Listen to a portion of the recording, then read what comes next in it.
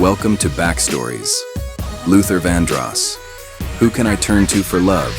Luther, known as the Velvet Voice, left an incredible mark on R&B and soul music, with a voice that could caress hearts and evoke emotions in a way few others could. Yet behind the allure of his sultry ballads and smooth stage presence lay a life marked by profound loneliness and personal battles. Vandross's life was filled with family, fame, feuds, and fulfillment, alongside struggles with health and unfulfilled love. Luther Vandross was more than just a voice. He was a feeling. The moment he sang, everything else seemed to quiet down, and all that was left was the emotion in his tone, the vulnerability in his delivery, and the unmistakable richness that only he could bring to a melody. Whether singing about longing, heartbreak, or devotion, Luther had the rare ability to make listeners believe every word he uttered. But behind the polished performances and chart-topping hits was a man who struggled with deep loneliness, insecurity, and the weight of expectations, both his own and the world's. Luther Vandross's story is not just one of musical greatness. It's the story of a man who yearned for love, battled his demons, and poured it all into the one thing that never failed him: his music. If you haven't already, be sure to like and subscribe and turn your notifications on so you don't miss out on any of our ever-evolving content. Now let's dive into the story of Luther Vandross. Luther Ronzoni Vandross Jr. was born on April 20th, 1951, in New York City, to parents Mary Ida Vandross and Luther Vandross Sr. The doctor asked his mother about the child's name, and since she had already chosen Luther for the first name, but was still unsure of a middle name, she looked over and saw an ad for a box of Ronzoni spaghetti on the table next to her bed. So she then told the doctor that his middle name was Ronzoni, and that is the name added on his birth certificate. His father was an upholsterer and singer, and mother was a nurse. Vandross was the youngest of 4 children, and his love for music was evident early on. By the age of 3, he had his own phonograph. Vandross taught himself to play the piano by ear. He grew up in a musically inclined, tight-knit family. His father, a singer himself, shared a loving but brief relationship with young Luther before passing away from complications of diabetes when Luther was only 8. This loss left a deep void in Luther's life and influenced his early sense of loneliness and longing. Luther's older sister, Patricia, played a pivotal role in his musical journey. She was a singer also, and her passion for music inspired him deeply. Vandross was raised in a home where the radio was always on, with the sounds of jazz, gospel, and R&B becoming the soundtrack of his formative years. Despite this tragedy, Luther's home was not a sad one. It was alive with sound. His siblings, Anne, Patricia, and Charles, were all musically inclined. It was Patricia, though, who would become one of his most important early influences. She performed in a doo-wop group called The Crests and often practiced at home, exposing Luther to harmonies and vocal arrangements from an early age. Patricia recognized his talent before anyone else did. She would take him by the hand and bring him along to the Apollo Theater and other performance halls in Harlem to see the greats like Dionne Warwick, Aretha Franklin, and Gladys Knight. These weren't just outings. They were lessons, and young Luther soaked in every performance like a sponge. The music of that era, soul, gospel, Motown, was the air he breathed. He would sit in his room for hours, mimicking records and experimenting with his voice, developing that now iconic tone. He idolized the Temptations, marveling at their smooth vocal blends and stage charisma. Eddie Kendricks, with his heavenly falsetto, especially captivated Luther, whose own voice would eventually carry that same effortless glide and emotional pull. While other kids were outside playing stickball or hanging out on the stoop, Luther was often inside with a record player and a dream. Music wasn't just a hobby, it was his lifeline, a way to process his emotions, to escape, and to imagine a life far beyond the streets of the Bronx. He joined choirs and school productions, and soon became known for his voice, one that stood out even in a city full of talent. Even in his earliest years, Luther Vandross was not just hearing music, he was living it. And though he hadn't yet stepped into the spotlight, the seeds of greatness were already beginning to grow. From a young age, music became Luther's solace and true love. He began honing his vocal talents, singing and performing at every opportunity, and soon realized his voice was special, one that could one day hold the power to inspire and move. Vandross's passion for singing blossomed in high school, where he joined various music clubs and honed his vocal abilities. While in high school, he founded the first ever Patti LaBelle fan club, and yes, he was the president. After graduating from William Howard Taft High School, he briefly attended Western Michigan University, but dropped out to fully pursue music. Luther Vandross's early career was a gradual climb, one built not on overnight fame, but on years of hard work, behind-the-scenes connections, and networking. In the early 70s, he began making his rounds in the New York studio scene, quickly becoming known for his pristine ear, lush vocal layering, and uncanny ability to blend with any singer or style. A pivotal moment came when his friend Carlos Alomar, a session guitarist, introduced him to David Bowie. Bowie was working on what would become his Young Americans album and needed background vocalists. Luther not only sang on the record, most notably on the hit Young Americans, but also co-wrote Fascination, earning his first major songwriting credit. Working with Bowie was a major boost for Vandross. It exposed him to a broader audience and put his name in rooms filled with music legends. He wasn't just a background singer anymore. He was becoming an architect of sound. From there, Vandross became a go-to session and background vocalist for an astonishing range of artists. He sang for Bette Midler on her theatrical live shows, adding rich harmonies that elevated her already dynamic stage presence. He lent his voice to Diana Ross, whose perfectionism and control over her image were qualities Luther quietly admired. He collaborated with Roberta Flack, both as a background singer and eventually as a featured artist, performing duets with her that displayed his ability to match, and sometimes outshine, even the most seasoned vocalists. Roberta Flack encouraged Luther to pursue a solo career after recognizing his talent as a backup singer. Another significant partnership formed with Chaka Khan, whose explosive vocal power was the perfect complement to Luther's velvety tone. Their chemistry was undeniable, and Luther's background work with her not only added depth to her recordings, but gave him more confidence to emerge from the shadows. Despite his increasing influence behind the scenes, record labels remained hesitant to sign him as a solo act. Vandross didn't fit the mold of what executives thought a pop or R&B star should look like. He wasn't flashy, he wasn't edgy, and he wasn't willing to be shaped into something he wasn't. Nope. Still, his reputation as a perfectionist and vocal genius continued to grow. He formed a group called Luther in the late 70s and released a couple of albums under that name. While the music showcased his talent, the group never took off commercially. However, this period was essential. It taught Vandross the ins and outs of production, songwriting, and studio discipline. He learned how to construct vocal arrangements like orchestras, layering his voice into choirs that sounded both ethereal and intimate. By the early 1980s, his persistence finally paid off.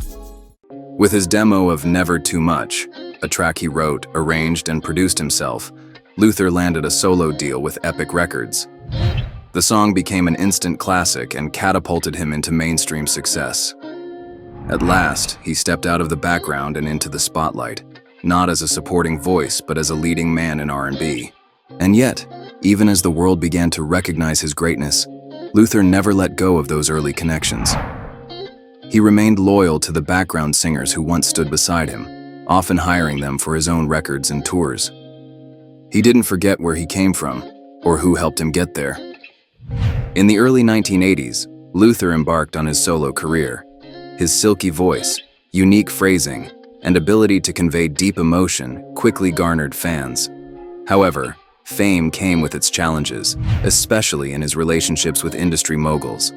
His relationship with Aretha Franklin was famously fraught with tension, and they shared a competitive rivalry that simmered beneath their mutual respect. Luther was highly sought after in the industry for his high-caliber productions. However, there was an issue while working on Aretha Franklin's Get It Right album in 1983. Allegedly, they had a heated discussion in the studio where tensions arose, and some have said the two iconic singers were bickering like a married couple, and Aretha stormed out of the session. In a later interview, Aretha stated they reconciled and eventually became great friends. There were persistent rumors and whispers behind closed doors about Luther's sexuality. He never publicly came out, and while many speculated, he remained steadfast in keeping his personal life private. Friends and colleagues often described him as guarded and lonely, a man who longed for love. Some attributed this to the pressures of being a male singer in an industry and a society where homosexuality was still heavily stigmatized, especially during the peak of his fame in the 80s and 90s. Others believed he simply didn't want his private life to distract from his music. Whatever the truth, Vandross carried a quiet sadness that many close to him recognized, even if he never spoke of it openly. As Luther Vandross's fame rose throughout the 1980s, so too did the pressures of stardom, and the emotional toll it quietly took on him. While his voice was adored by millions, Vandross remained intensely private, rarely giving interviews and often retreating into solitude when off stage. Much of this stemmed from the inner battles he faced, many of which he masked behind impeccable performances and his perfectionist work ethic. One of his most visible struggles was with his weight, fluctuating drastically throughout his career, and it became a constant source of pain and insecurity. The media often fixated on his appearance rather than his artistry, adding public scrutiny to a personal burden. He spoke candidly about it in rare interviews, admitting that he felt the pressure to slim down in order to be accepted as a mainstream star. He once famously said, "I've been thin, I've been heavy, and believe me, thin is better." But despite frequent weight loss efforts, including fad diets and fitness regimens, the issue haunted him both physically and emotionally for decades. Adding to the stress were tensions behind the scenes. His reputation as a perfectionist made him both respected and feared in the studio. He demanded excellence from himself and from everyone around him. While this led to some of the most polished and emotive music of his era, it also resulted in fractured relationships with musicians, record execs, and even friends. Some collaborators found him difficult to work with, citing his need for total control and his sensitivity to criticism. But to Vandross, music wasn't just about hits, it was about art, emotion, and legacy. Anything less than perfect felt like failure. In 1986, his personal struggles took a dangerous turn. While out celebrating with music industry friends, brothers Jimmy and Larry Salvemini, when they were involved in a serious car accident in Los Angeles. After Luther, the driver of the vehicle, somehow crossed the double yellow center line and impacted another vehicle, leading to the death of Larry Salvemini, Vandross and Jimmy Salvemini were rushed to the Cedars-Sinai Medical Center, leaving Luther hospitalized, suffering from 3 broken ribs, a broken hip, several bruises and facial cuts, forcing him to take a hard look at his lifestyle and health. Luther was ultimately charged with vehicular manslaughter as a result of Larry Salvemini's death, and his driver's license was suspended for a year. The Salvemini family filed a wrongful death suit against him. They settled out of court for $630,000. Strange enough, this case was never brought up in the news. Later that year, Luther released Give Me the Reason album, a project that would go on to yield hits like Stop to Love and So Amazing. Despite the setback, he pushed through, channeling the trauma into his work, as he often did. But the crash was a warning, one that highlighted the fragility of the man behind the music. Still, Luther kept many of his burdens to himself. He rarely addressed the rumors, the loneliness, or the emotional toll of his perfectionism. Instead, he let the music speak for him. Through songs like A House Is Not a Home, Superstar, and Here and Now, listeners could feel his longing, his heartbreak, and the vulnerability in soothing, rich harmonies and masterful arrangements. In the end, Luther Vandross lived with a deep duality, adored by millions, but haunted by personal demons. A voice that felt like love, coming from a man still searching for it. In 1988, Vandross faced off with Anita Baker during a co-headlining tour over billing, igniting a public feud between the two R&B powerhouses. According to the Los Angeles Times, Luther kept referring to Anita as the opening act, which only fueled tensions further. In 1993, he encountered a similar conflict with In Vogue while on tour. Luther was the headlining act. Dawn Robinson of In Vogue revealed that Vandross allegedly barred the group from walking past his dressing room on their way to the stage, and that he called the police on them during a performance in Miami for violating the request. Also, they couldn't wear certain colors, red, white, blue, or black, and their costumes couldn't have sequins or sparkle. Well, the tension eventually caused En Vogue to leave the tour early, marking another instance of Luther's struggles with his collaborators. However, she praised the singer and expressed her love for him, but stated his tour demands were a bit extreme to say the least. By the time the 1990s arrived, Luther Vandross had already solidified himself as the king of contemporary soul ballads. He was the go-to voice for romance, heartbreak, and smooth elegance. But as the music industry evolved in the new decade, so did the challenges he faced. The early 90s still brought success. Luther's 1991 album, Power of Love, was a commercial and critical triumph. It earned him 2 Grammy Awards, including Best R&B Vocal Performance, Male, and spawned hits like Power of Love, Love Power, which topped the R&B charts and showed he still had the magic. The album went double platinum and proved that Vandross could still compete with the new jack swing wave that was dominating urban radio. But after Power of Love, the tide began to shift. Hip-hop and street-oriented R&B were rising fast. Artists like Mary J. Blige, Boyz II Men, TLC, and eventually artists like D'Angelo and Lauryn Hill were defining a new sound. Grittier, edgier, younger. Vandross's signature style, lush orchestrations, slow grooves, and sentimental lyrics, started to feel old school to mainstream audiences. His brand of romance was now competing with more modern, bass-heavy love songs with urban edge. Though his voice was still impeccable, radio programmers and labels began giving less space to adult contemporary R&B. Vandross had spent years crafting music for grown folks, but the industry was increasingly focused on younger demographics. Give it up. In an attempt to stay connected with audiences and perhaps reignite interest, Luther released a string of cover-heavy albums in the late 90s, Songs, 1994, and Always and Forever. The Classics, 1998, featured his takes on pop and soul standards. While beautifully sung, these albums were criticized by some for being too safe, leaning more into nostalgia than innovation. Fans loved them, but critics felt Luther was coasting, keeping his voice in the spotlight, but not pushing musical boundaries. Luther was also reportedly frustrated during this period with label politics and creative control, especially with Epic Records, where he felt his projects weren't promoted as strongly as they should have been. This was part of the tension that eventually led him to walk away from Epic and sign with Clive Davis's new J Records in 2001. A bold move that would soon lead to his stunning comeback. By the late 1990s, Luther Vandross's presence on the charts had dimmed somewhat.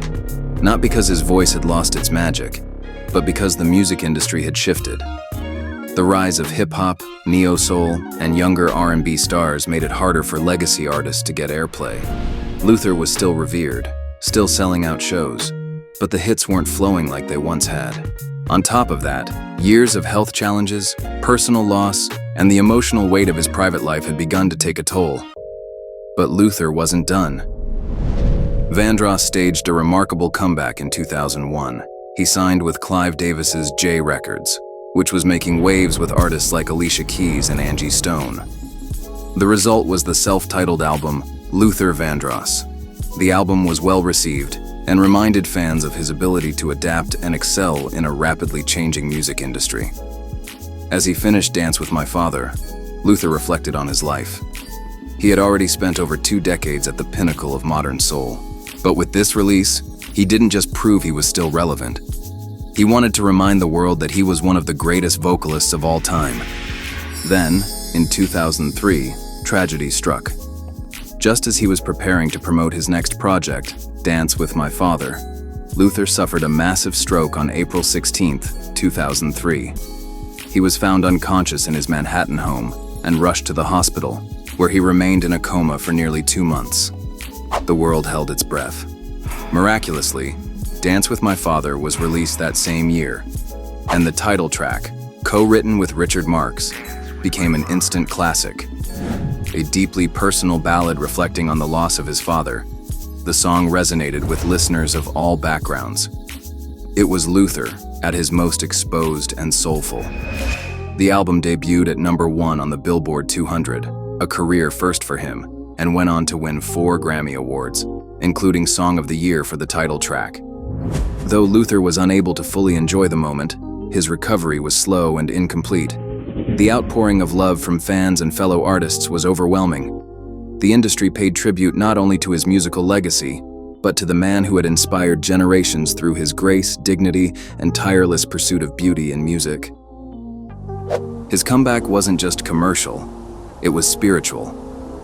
In the face of health scares, industry politics, and years of emotional isolation, Luther Vandross proved once more that his voice could cut through pain and deliver something pure.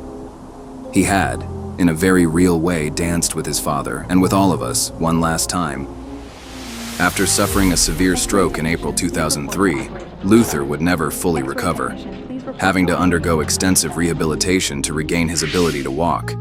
He was initially confined to a wheelchair, and the stroke also affected his ability to speak and sing.